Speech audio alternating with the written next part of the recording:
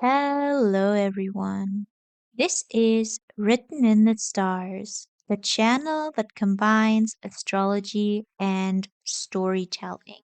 Today, we are going to continue our mini series on the heavenly realms, the dwelling places of the astrological gods. These are, of course, the zodiac signs, the homes of the planets. Before we venture into the next three realms, the autumn realms of Libra, Scorpio, and Sagittarius, I want to go over some general information about the zodiac signs for those that haven't watched the previous videos. If you have already watched my video on the elements and modality, you can skip this part. In a previous video, we have learned a few things. Every zodiac sign is the home of a planet because their meanings match. These zodiac signs are like astrological cultures that give the rules and customs in which a planet can behave, as in Taurus do as the Taurians. They show how a planet can express itself. Each zodiac sign also belongs to an element which gives its focus. Fire gives the need for expression of being, air the need for mental connection, water the need for emotional bonding, and earth the need for engaging with physical reality. Each zodiac sign also belongs to one modality, which show how a certain focus is expressed. Cardinal signs initiate, fixed signs sustain, and mutable signs change from one stage to another. Now let's make our journey across the autumn realms of Libra, Scorpio, and Sagittarius. Amidst well kept gardens with marble statues stands the Hall of Mirrors, second home of the goddess of desire, in which she weighs someone's desires against those of others with her celestial scales, and fashions art that reflects their deepest cravings. Whoever ventures into this realm must prepare to look at himself through the goddess' mirror eyes, so he may realize what his heart craves. This heavenly realm is the zodiac sign of Libra. Seventh in line, it is the half-year turning point, when summer shifts into autumn and growth into decay. Yet another change occurs. Virgo, the last sign of the self in the service of others, shifts into Libra, which brings us into the realms of partnership, where we exist in unison with others. Libra knows that it does not exist alone in the world, that it is tied to those around it. Still shedding the self focused tendencies of the other signs, it views itself through the relationship it encounters. It weighs its own desires against those of others and thus finds its own value. Where Virgo is humble and puts himself in the service of others, Libra looks at others through equal eyes, forever caught up in the delicate act of measuring desire against desire, forever trying to balance each other out to find equilibrium, and yet coming into itself more and more through the contrast this process creates. Libra knows the use of social exchange, and thus not only relationships serve as a mirror, but any artistry that enables exchange of ideas, especially those of beauty. It's not Virgo's perfection Libra seeks. It is too extreme, too unbalanced, too one-sided. Instead, Libra shoots for exchange of ideas through which it can find its own middle ground. forever mediating the concepts of those around it. After all, only a balanced mind can truly know what it desires. Where Virgo focuses on physical perfection, Libra knows that for one extreme it needs another to balance it out. This is a difficult endeavor, for those in the middle are too much for both ends on the spectrum. But although it knows this, Libra always seeks harmony and gets caught up in an attempt to reconcile both extremes. Indecision may be the result. Libra is the person at the hinges of the seesaw, forever watching others heap their arguments onto both sides and letting herself figure out how to straighten out the seesaw. Through this, Libra eventually learns the process of weighing herself, of deciding in the face of adversity what it is that she desires most. Any planet that traverses Libra must play by Venus' rules. Once Venus indulged in her physical senses in Taurus, rendering everything she desired permanent by building a comfortable and stable home, but not in Libra. Libra isn't grounded. It is concepts which she weighs, a much more mental activity than in earthly Taurus. Here it is not informed by the pleasure of her own body, but by contrasting her concepts against those of others. Here it is about archetypal ideas, such as beauty and love, trying to get to the ideal as much as possible through intellectual discourse and yet failing because humans aren't as impartial as the concepts they are seeking. Some planets don't like to sit in the middle.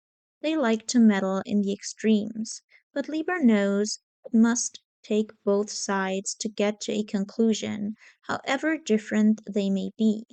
Most of all, Libra must see herself reflected in others to find out what she truly values. Hidden amidst the stinging vines of the sinking swamps lies the entrance to the shifting labyrinth, second home of the god of strife, where he finds refuge and plans future attacks. But beware, in the deepest caverns of the labyrinth lurks another presence, the god of transformation, forged in the shadows, waiting to pull you in the depths of the labyrinth, where you won't come out as the same. Whoever ventures into this realm must prepare to die and be reborn. For whatever is unearthed in the depths of the labyrinth will forever change who you are. This heavenly realm is the zodiac sign of Scorpio. Eighth in line, it is the height of autumn, when the leaves have fallen from the trees and the world is decaying all around us. This time brings us close to death. In Libra, we have seen a shift from the growth of the self into its decay by being taken into the realm of connectedness. In Scorpio, this journey continues. Here we are carried not only into our own depths, but into those of others as well.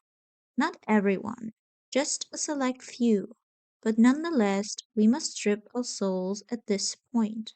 Let the mask fall and reveal the cuts and bruises underneath that shows the damage life has dealt us. Scorpio knows this is scary, but it is something that must be done, because the leaves need to fall for something new to grow at the end of the cycle. After all, death is but another shedding of one's skin. Where Libra conceptualized the ideal partnership, the balancing out of everyone's opinion, Scorpio must venture into the trenches of intimacy, wading in its deep emotional waters, infested with jealousy and power struggles. This isn't the breezing mental realm, high up and detached from what bubbles inside of us. Scorpio knows that the only way out is through, that one must go through the dark to find the light, that one must sit with all the conflicting emotions and traumas, all the hurt that has been inflicted on us, that we must bleed in front of someone we trust for them to recognize the hurt and help us heal. No matter how difficult this is, even for Scorpio himself, because even he doesn't know what he will turn into, whether he will succumb to the current or make it out transformed, because this too is the realm of our fears. If he succeeds, Scorpio will come out stronger, in his own power, unshackled from the fears that have once held him back, by being brave and facing the stinging revelations in its swampy waters. Any planet that traverses Scorpio must play by Mars' rules. In Aries, he strutted forth without thinking things through, ready for the adventure ahead, to conquer any obstacles in his way. But now the obstacles might very well be inside of him. He must once more be brave, but this time he must encounter the fears that slumber inside. This is not the fast-paced realm of initiation, where it takes just one step to be on your journey. This is the arduous task of wading through muddy waters, not knowing what may hide underneath, of being on guard for things to devour you at any time, to face your fear again and again, for it likes to persist, to press on your wounds again and again. Scorpio knows that only the hurt makes you notice the wound, that only then can it properly heal. Here a planist must not only play by Mars' rules, but be prepared for Pluto, to whom they must surrender when their mask is taken away, their shadow is revealed, and they are brought to their darkest depth, for only Pluto can bring the intense transformation needed to heal the wounds underneath. Some planets don't like to traverse this frightening land, too accustomed to their comfortable homes, but when they reach Scorpio, all comfort must be abandoned, for only in this way can you truly know what you and others are made of. Most of all, Scorpio knows only by stripping bare can you develop trust in another, by seeing the good, the bad, and the ugly, and entrusting it with someone who will do the same in front of us. After venturing the endless horizon step, the god of wisdom settles in his home, a prophet's tent, where he collects all insight he has gathered on his travels, reforms his views on the world, and from which he receives the next vision that will send him back forth in his pursuit of understanding.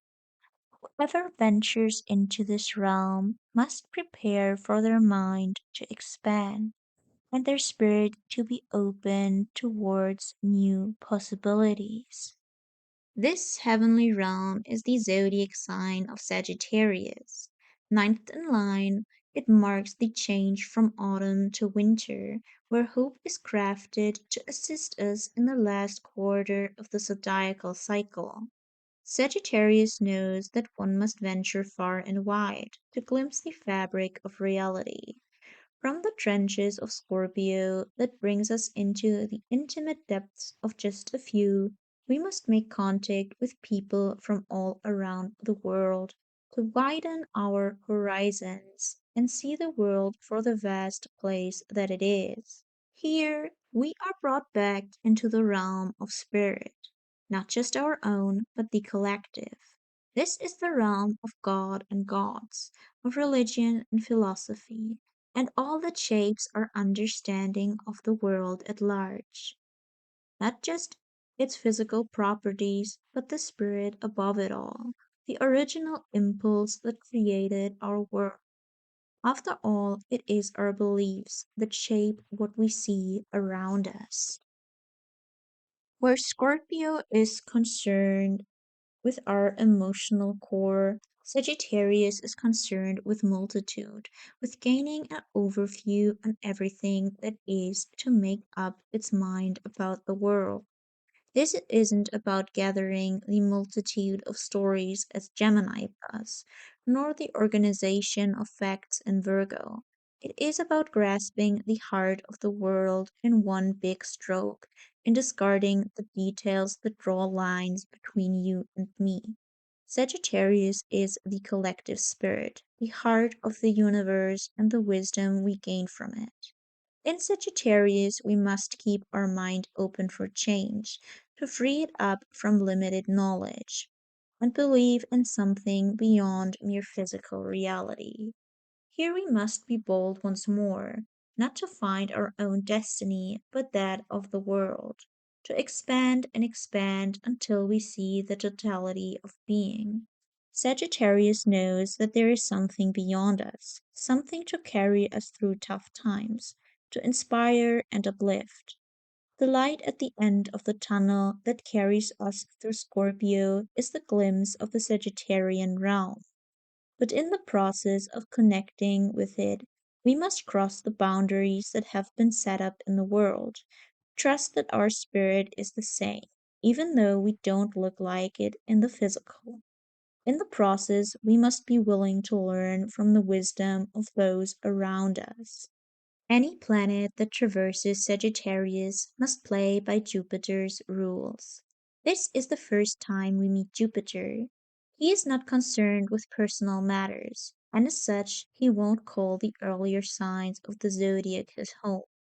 While Libra and Scorpio already tread in the realm of togetherness through partnership and intimate bonds, where the personal planets Venus and Mars interact with someone else, in Sagittarius we step fully into the social realm, where we are connected with not just a few others but all those around us at once.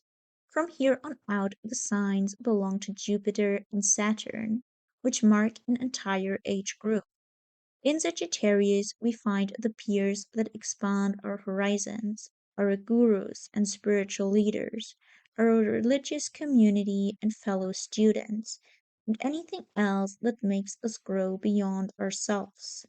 Here we may find understanding and learn to understand more than we already do. Some planets fear the vast realms of Sagittarius.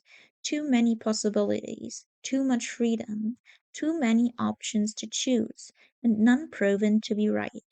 Yet they must learn to let themselves be touched by a collective spirit, to move into something that is beyond their current understanding. Most of all, Sagittarius knows that one must be willing to be touched by something higher than oneself to gain true wisdom. Today, we have ventured through the autumn realms of Libra, Scorpio, and Sagittarius. Let me know in the comments what you think about this video.